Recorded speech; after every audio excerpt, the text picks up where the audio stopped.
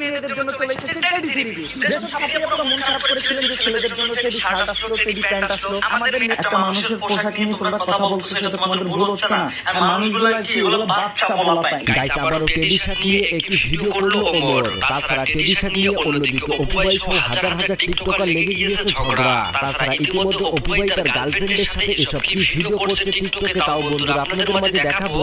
এমনকি বন্ধুরা অন্যদিকে টিকটকার ইমদাদুলের টিকটক আইডি ব্যান হতে যাচ্ছে। তো কি কারণে ব্যান হতে যাচ্ছে এ বিষয়ে ইমদাদুল কি বলেছে তাও আপনাদের মাঝে দেখাবো। এমনকি সর্বশেষ দেখতে পারবেন হাফেজ থেকে চুল কালার করে টিকটকার হলেন এক হুজুর। তো কি কারণে তিনি হাফেজ থেকে টিকটকার হলেন সে বিষয়ে অনেক অজানা তথ্য জানতে পারবেন, তাই অবশ্যই ভিডিওতে লাইক দিয়ে শেষ পর্যন্ত দেখতে থাকুন।